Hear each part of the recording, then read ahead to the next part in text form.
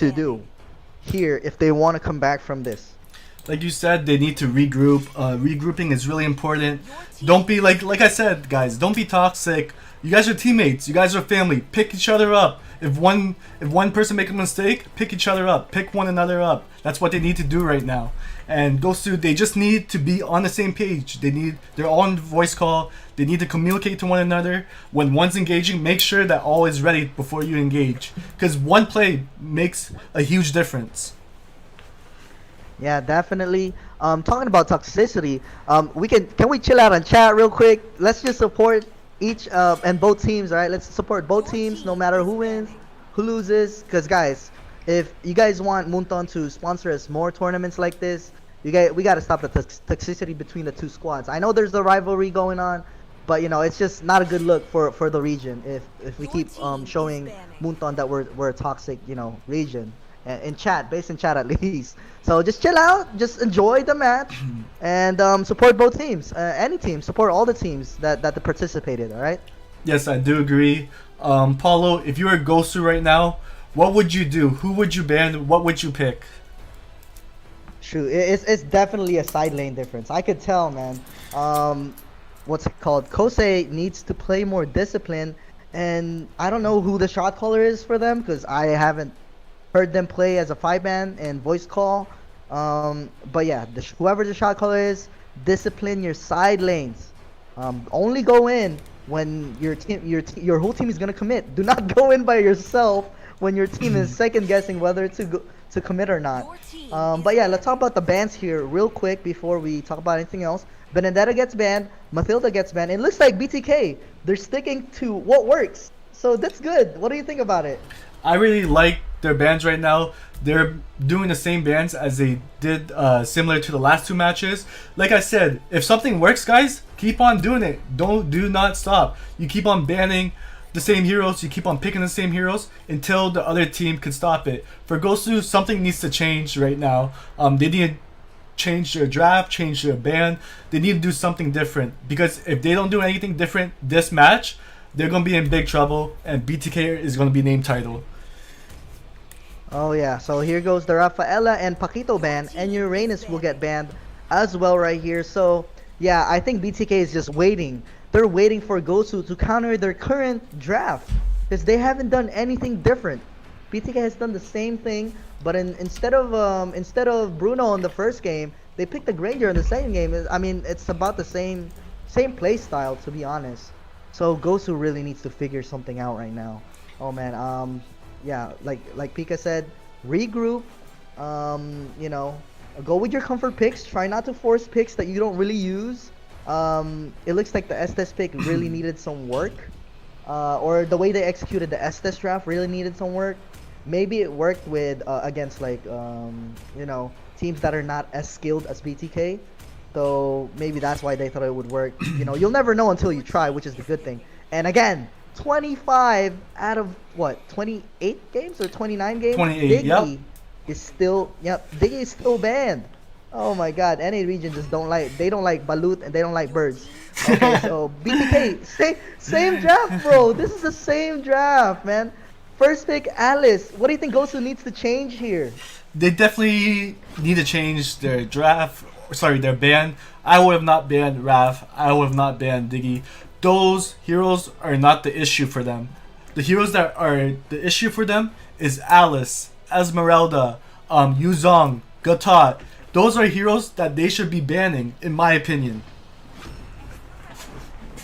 Yeah, I see. So Esme gets locked in right here with the Jawhead. So Jawhead is gonna be on Gosu's side this time around, and they really like that Esme. But then again, first game the Esme was kind of lost.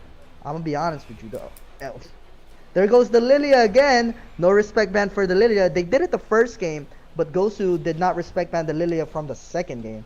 So I really thought the Lilia was a good pick, and they executed the Lilia really well. What do you think about the Lilia pick that they used last game? I really like the Lilia pick. Like I said before, you're going to see similar picks from BTK. If something works, you do not change it. You do not change nothing. If something works, you keep on doing it until the other team can stop it. When you start losing, or when you start to lose, that's when you change something up. Let's change the game plan. Let's do something different. Let's throw them off. And Yeah.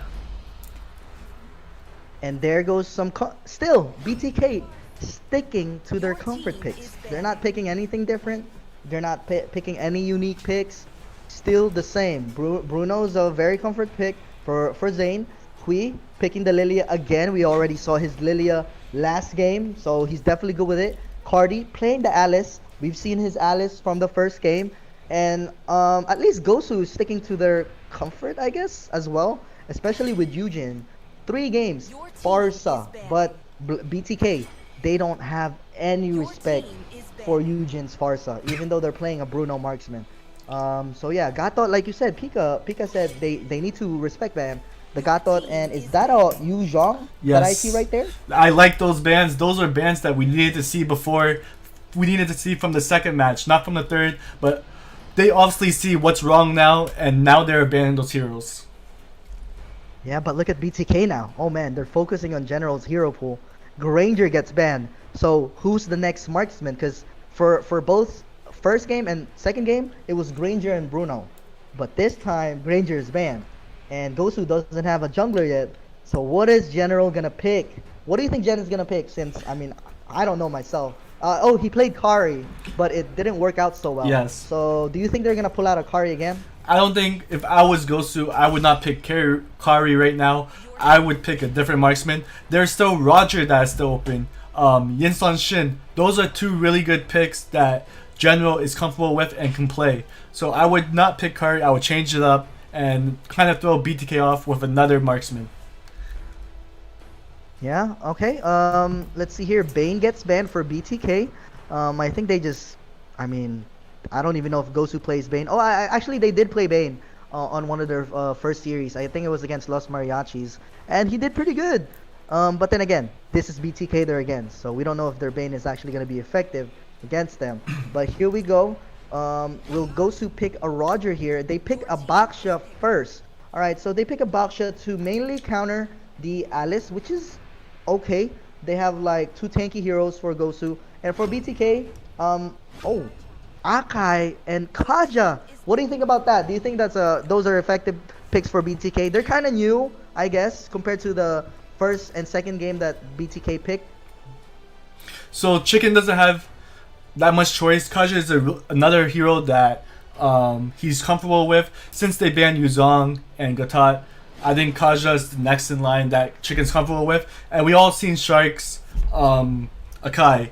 We all seen his Akai the other day, and he played really well. That's a really comfortable pick for Shark. I really like those picks from BTK. Oh, they actually picked the Claude. So here's the signature Claude for General. Will we be able to see General pop off right now? Because we all know his Claude is pretty insane. He's known for his Claude. And based on draft though, who do you think got an advantage? In my opinion, the team that got an advantage is to be honest, BTK. These are heroes that they're comfortable with. As you can see, they're Supremes. At the moment, 3 of them have Supremes #1. These are heroes that I'm comfortable with. Like I said, if you could rotate really well, you could make any hero meta. So I kind of like BTK's pick and draft here.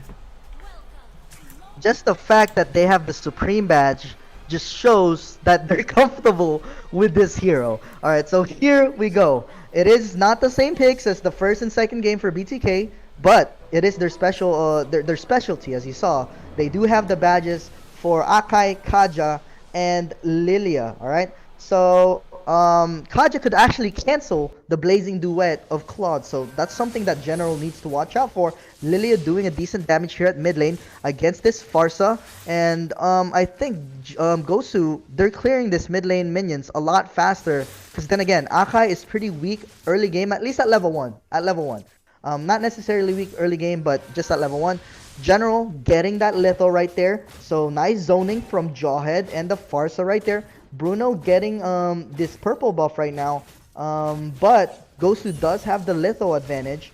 And look at 3 members of Gosu are actually doing the purple buff, which makes the buff tankier. I'm not really sure if that changed, but I'm pretty sure the more people that are next to the buff gets a little bit tankier. So especially with Claude, who doesn't clear the jungle minions so well, it's kind of hard to to stick together if you have that type of jungler. But here we go. As you can see, Bruno's jungling by himself. He doesn't need no help, because if more people are next to the buff, he gets tankier, like I said. Alice, though, getting zoned out on the top lane. Look at Alice getting zoned out on the top lane. And Esmeralda finally going aggressive here and has the advantage against... I mean, he's supposed to. Alice sucks early game, so he better be playing aggressive. If he's not playing aggressive, he's not playing it correctly. So here we go. Jawhead almost got caught by the Akai and Lilia, but he's safe. He managed to get away. Farsa actually was forced to flicker right there. Not really sure why. I think Akai almost stunned him. But Guso, 4 members here. Baksha actually get a stun here, forcing a Purify on Lilia right there. First blood coming in from Guso, and this is something that we want to see. Finally, an early game advantage for Guso. I really want this series to be really close. I don't want it to be one-sided, so I'm actually rooting for the underdogs right now, which is Guso. Jawhead gets another kill. 2-4-0 trade and the turtle for Guso. Usually, Bruno gets more objectives than Claude, because Claude sucks early game before Demon Hunter Sword. But right now, Guso, if they snowball throughout this, they can get this match. They could definitely get this match. But here we go. Bruno getting the second purple buff. They just gave away the turtle for free because they know that they cannot contest it. There was 2 members dead. The lethal just spawned and they're ready for it. So that's something that they need whatever they could take right now. And Alice just needs to hit level 4, maybe get some Clock of Destiny so that he can help on team fights. But Esmeralda did really good because he's been putting pressure on this Alice in the early stages of the game. As you saw earlier, he was trying to cut the lane. So that's what you want to do when you're a side laner. You always want to pressure the opposite side so that they cannot rotate and help on the turtle. So finally, Kosei stepping up. That's what I want to see, bro. Improvements, all right? So that's something. It's a small thing, but super important as a player. It's improving little by little, all right? Win or lose, you better learn something. And it looks like Kosei is definitely learning. Look, he's cutting the lane. He didn't do this the previous matches. And Cardi is actually having a way harder time, laning against this Esme. I'm proud of you, bro. Kosei, I'm proud of you. Although game 1 and 2, obviously the performance was not the best, but the improvement was there. Akai getting a Hurricane Dance on Jawhead, and that's going to be a kill for BTK. 1-4-0 trade in favor of BTK. Baksha's going to try to help this mid lane, but Lilia is forced to ulti right there, so no more Lilia ulti. Can they get this kill on Lilia? Will they force it? Esmeralda rotated faster than Alice, and never mind. General actually ended up getting killed there. I'm not really sure why. And also Baksha. It was already good. It was fine. There was only 1 member that died for Guso, but they ended up still fighting, and they gave away 2 more kills. Again, the discipline that we were talking about was just not there. I don't know what General was doing in the middle of that team fight. I don't think he was supposed to be there. The Baksha kind of overextended as well. So yeah, I would say that's an error right there for Guso. Here we go. The turtle is up. This is the second turtle. In terms of gold lead, BTK has more kills, but Guso got the first turtle. But BTK still has more gold. It's only 1,000 gold, but they are still ahead of gold here.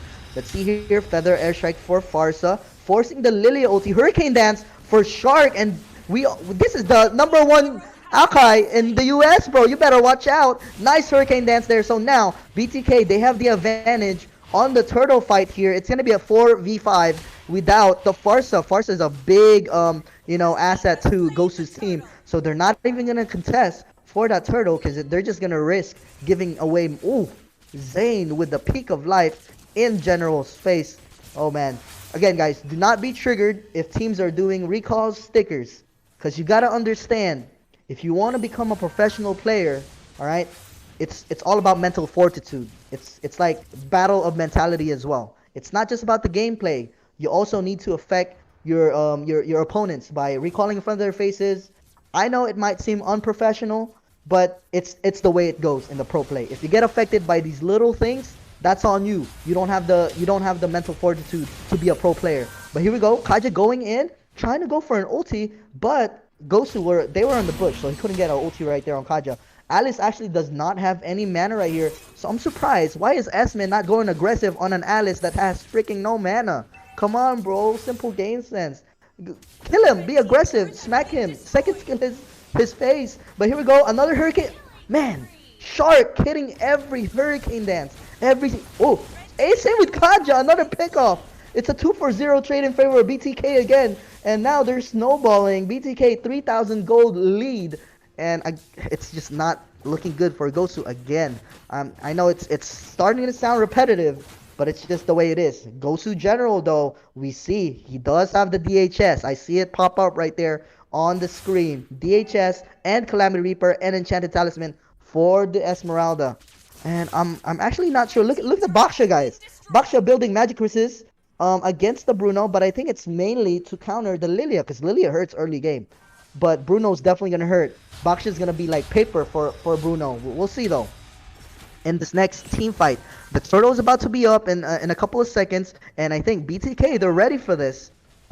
Here we go. Esmeralda has a good positioning right here. He does have vision, but I think Kaja has ulti and Akai has Hurricane Dance. Hurricane Dance coming in from Akai, gets the Jawhead, stuck again. Shark just doesn't miss a Hurricane Dance, but Esmeralda's gonna go in with a Falling Star Moon. Blazing Duet for Claude. Mega kill coming in from Bruno though, and Baksha's super squishy. He doesn't have any armor at all. Cardi's gonna help on the team fight. Lily's gonna kill the Farsa and double kill. Coming in from Cardi from the top lane, going into mid lane, but look at Cardi with the recall. Again, it's all about mental fortitude and mental war in this grand finals. And the first tier tower will go down here at the mid lane, and they will also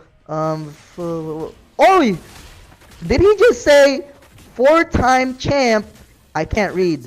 The 4-time champion. Jeez, Zane with the he's already claiming the championship right now before the game even ends. He's claiming the championship right now before the game even ends. Now I don't know the rules, if he could all chat or what, but I'm pretty sure in professional play you cannot all chat, but I don't know the rules for Pika's tournament. But let's just keep going. Zane though, getting ahead of himself a little bit by claiming the 4-time champion. And Kaja's out of position though. Can they get a kill at least on Kaja? And they do. Goes to General. Finally starting to farm up. Gets the Raptor Machete right there. Oh god. But look at BTK. They don't even care if they gave away a kill, because they're all about the objectives. You know. All about the objectives. A mobile game is all about the objective, not kills, and BTK is definitely showing just that. And this is not looking good. Another, oh my god, Shark, man. Shark just doesn't miss a Hurricane Dance.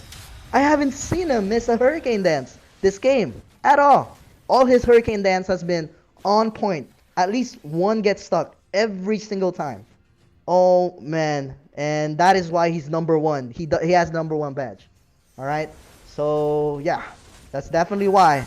Guso, the best thing to do here is just defend and turtle up.